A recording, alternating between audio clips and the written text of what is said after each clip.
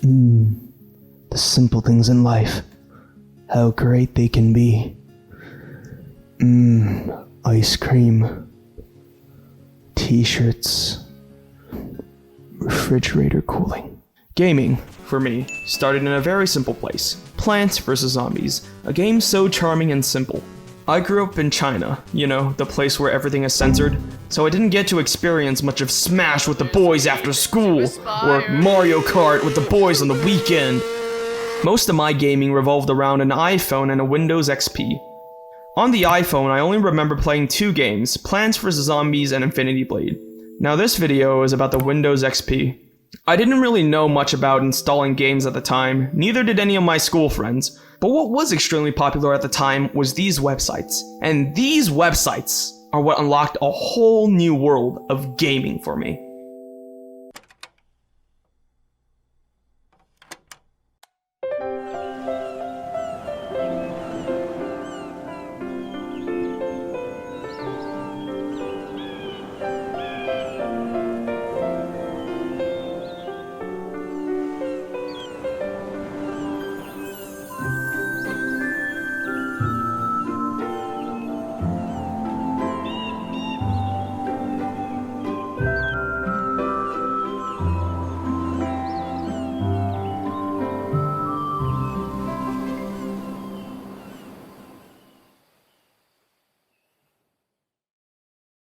These websites, my favorite being 4399, were like the Netflix of gaming.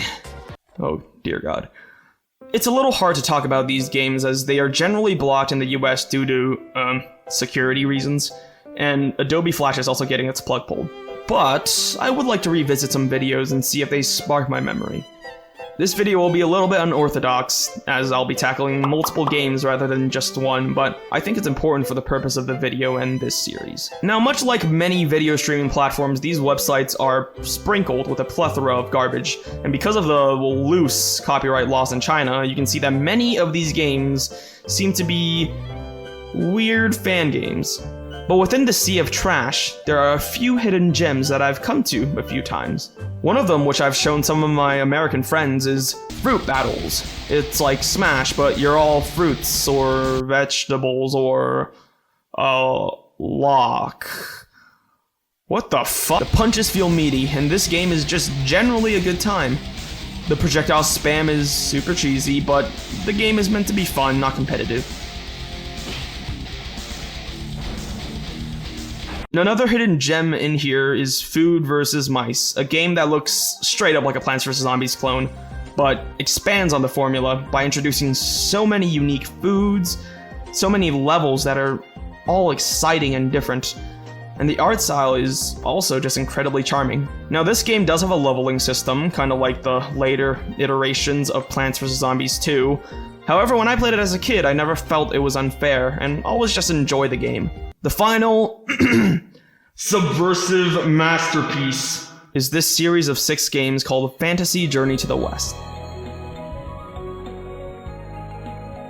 This game is a 2D side-scrolling co-op beat-em-up where you can play as characters from Journey to the West. This is a mythology that was very close to my heart, so seeing all the characters represented so well was truly delightful.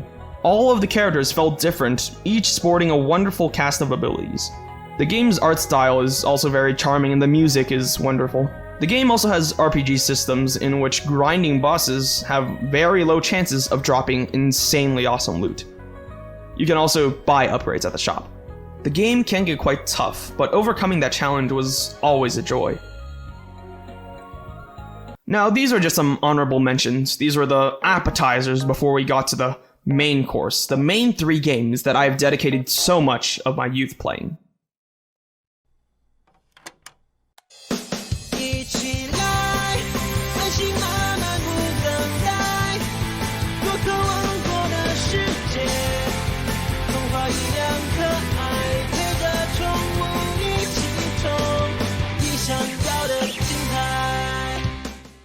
洛克王国, or Rocco Kingdom, was one of the first games that grabbed my attention on this strange website.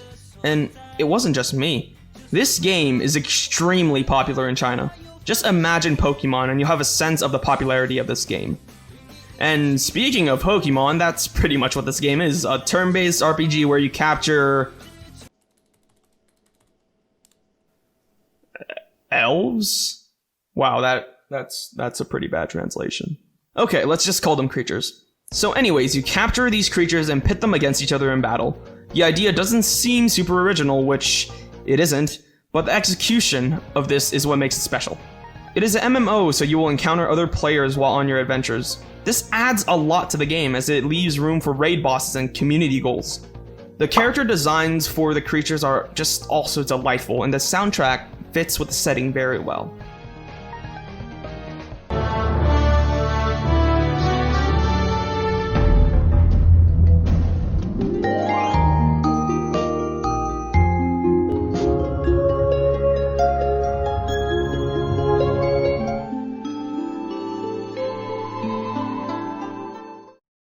The combat system is basically a carbon copy of Pokemon that doesn't need much explaining. In short, your creature has 4 moves that they can use at a given time. They can either do normal damage, elemental damage, or apply debuffs and buffs. You can use items to heal your creatures, restore power points, or apply buffs. When you get a creature low enough, you can also capture it using grunts. Grunt. Okay, we'll just call them Pokeballs for convenience. Apart from the combat system, the game varies in a lot of ways, having a large and diverse world that feels right out of a child's imagination, containing everything good about a high fantasy world. The NPCs have quests for you to follow, and they all lead you to amazing lands where the lore of this world will grasp you. There are new storylines, creatures, places that are constantly being added, creating an evolving world that I could not even imagine as a kid. Tons of fun mini-games to play for rewards or chances at encountering new creatures, tons of unique puzzles that take you to many mythical lands. Nothing in this game ever felt repetitive. Of course, nostalgia can often lead to people overpraising something, and this game probably isn't all that I remember, but at least looking at people's videos, the charm of the game is still very much intact.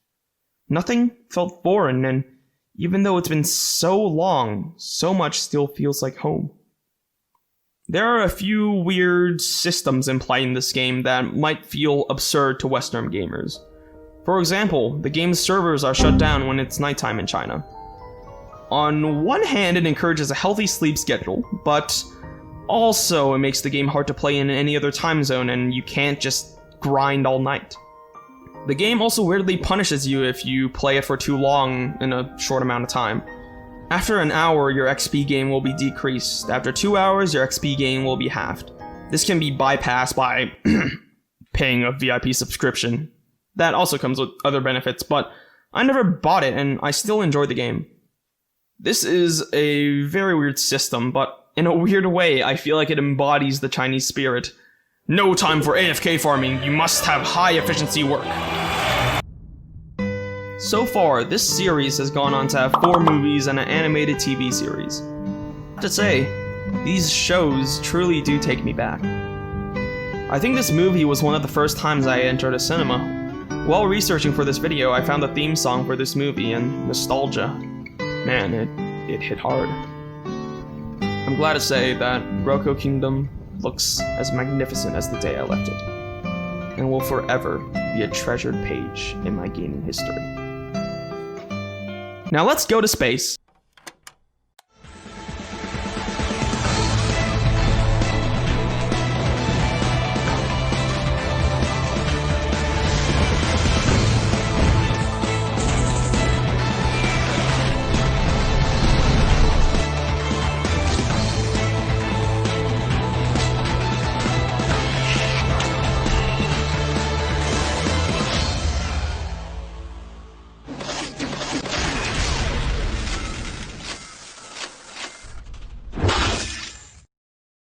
機甲旋风, or Mecha Tornado, is a space sci-fi MMORPG with a beat-em-up gameplay akin to that of Castle Crashers. The appeal of this game, for me, came from the wonderful customization and endless grind. When I first started the game, there were 3 mech suits, and each of them sported a wonderful array of abilities and skills. These 3 mech suits were Sky Sword, a brawler who deals with enemies at medium range, with slashes as well as many abilities to control areas. Cannon Gun, a range who deals with enemies at a far range with an arsenal of weapons. Also, it has a really awesome stomp that clears out swarmers. And finally, my favorite, Flash Shadow, a close-range melee brawler that closes gaps efficiently and deals a lot of damage. Now, one of my favorite parts of this game is the ability to have 10 abilities equipped at any given time. This gives you so much freedom and so much power fantasy. You unlock abilities just from leveling up until you reach level 15, where you are given a choice by your mentor character to choose between 3 branches. All of these are such unique paths, and once you choose one, you're locked into that path. You can't back out.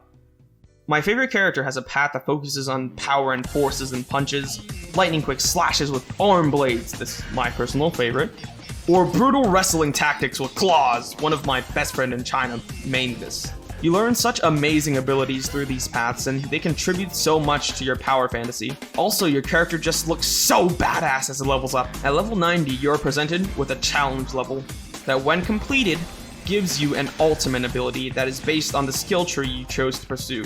These abilities are so badass and perfectly encapsulate your skill tree's personality. Apart from the leveling system, the game also has a gear system where you can grind for powerful weapons and armor to maximize your character's performance and style. Looking away from your character, you also have an extremely cute mech animal that fights alongside you, unless you have a party of 4. You also have consumables that you can use to either get a buff on health or energy. Oh, I guess this is a good time to mention that the game gives you an energy bar that refills like one of those mobile games. So you, once again, can't really grind it endlessly unless you pay for their VIP subscription. But as an elementary school kid, this energy bar was plenty enough satisfying, and when it ran out, I would feel like, yep, I played enough. Yeah, if you couldn't already tell already, this is a common system in these games where they give you a time limit unless you pay a subscription. The level design in this game consists mainly of large flat ground with cover, health packs, and environmental hazards at times to keep things interesting. The environments you explore in this game are a plethora of unique planets and mechanical bases, where you will face off against enemies varying in size and fighting styles. There are the usual story missions that double up as grindable levels to reach higher scores, but there's also event missions that appear and offer unique grinding experiences. These events could be horde modes, dungeons, or I believe at one time there was even a timed roguelike style dungeon. There also is a 1v1 or 2v2 PvP system for players who are into that, but yeah, I was never good at it. The hub environment in this game gives me the same warm feeling as I did when I first played it. Markets, landing zones, meeting rooms, future cityscapes, oh, they're all amazing. Lively players also flood the home base, giving you a sense of being in this giant army of warriors. The NPCs are also wonderful, pumping with unique personalities and cool quests. At points, you fight side by side with NPCs and get to see their unique movesets. I don't mean that you can select a party of NPCs. I mean, in appropriate quests, some NPCs will show up with story value. My favorite NPCs are the mentors of each of the classes.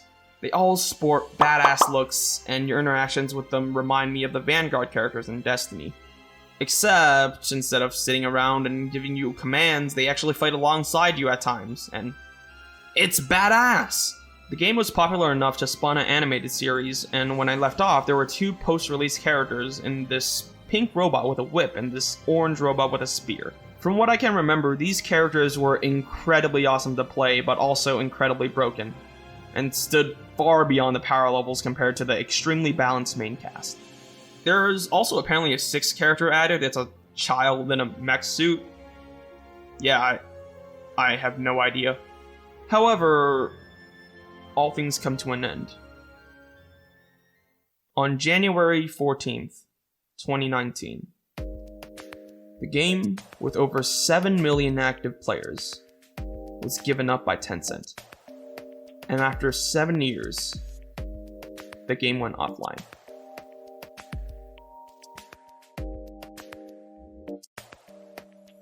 I love this game, and it looks just the way I remember. It's sad that it had to go, but it died faithfully to its original vision.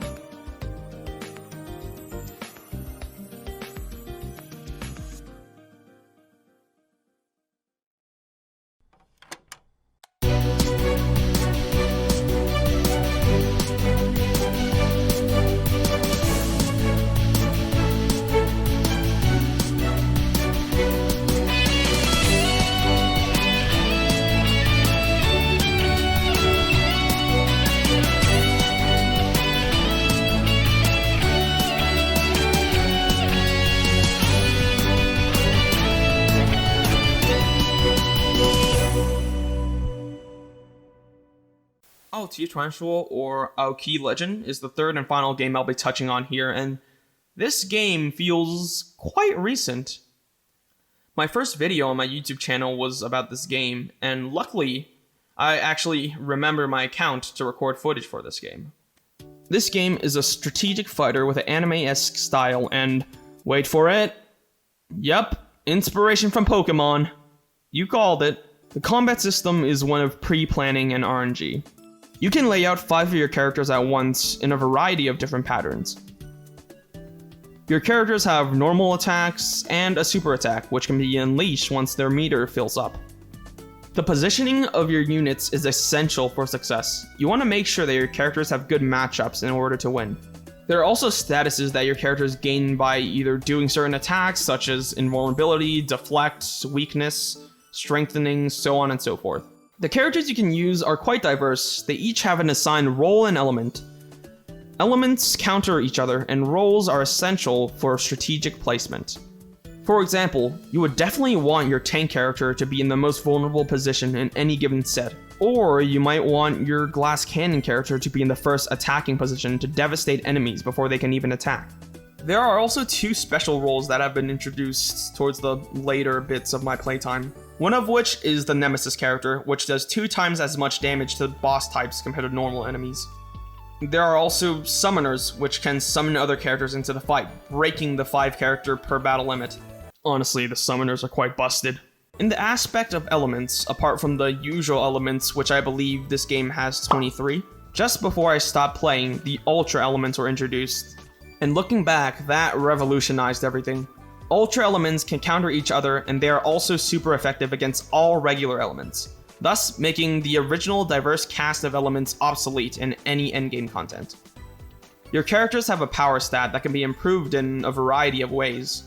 You have the classic leveling, but there's also rolling for better stats and infusing star energy to improve your characters in specific aspects, and also you can choose an ultra trait to spec in. These elements really make the endgame a long and diverse grind, where you can seek to min-max your team to its full potential. Other than the core combat system, there are also mini-games here and there to spice things up, and hey, they reward loot. See that bear down in the corner below? Don't bump into that little freak. He will give like a hammer to your face, and your face is flat and everything, and your mom won't be happy with that, okay? The main attraction I had to this game was the incredible character design and likable main cast. The story is an ongoing one told through little cutscenes before activities. They are often taken away as the story evolves, making whatever is going on really hard to understand for someone who's just jumping in. The main cast of the 5 kings are incredibly charming, and their interactions through cutscenes really highlight their personalities. Their character designs as they evolve also look so incredibly badass. These truly are some of my favorite character designs in fiction. From a surface look of this game, it seems like so much has changed, so I was coming into this revisit with quite a negative mindset. However, I'm happy to say that it looks like the old charming systems of the game have not been completely taken away. However, there has clearly been a change in the character art. When I used to play the game, everything still had a Pokemon-esque art style. After all, these are creatures that you capture. But I'm having a hard time using the term creature anymore, because the recent characters added are straight up humans. Nothing makes this more apparent than the 3 anime girls that I got from logging on, who, by the way, nearly double the power of my previous best characters. Through loading screens and the new characters, it seems obvious. that the character design took a drastic turn. Like, how do you get from this to this? Please, someone explain. How does this evolution work?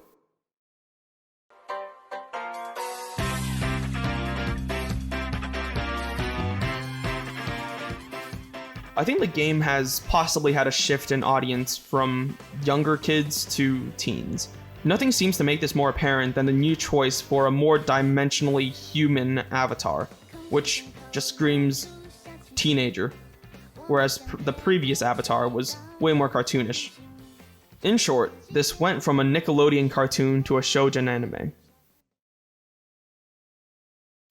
Even though I dislike the new art direction, I have to say, the game seems to have held up pretty well, and brings back fond memories, much like all the other games I've talked about today.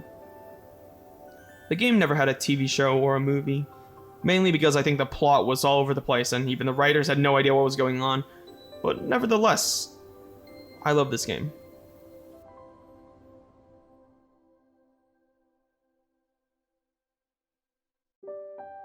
With the impending shutdown of Adobe Flash, I don't know what's going to happen to these games. Western Flash games have been saved on many websites, and a new wave of IO browser games are becoming very popular right now. I don't know what these games will turn out to be in the future, but I'm happy that I was able to experience them for those carefree years. I'll forever remember the constant updates, charming designs, and time limit that seems so taboo in the West.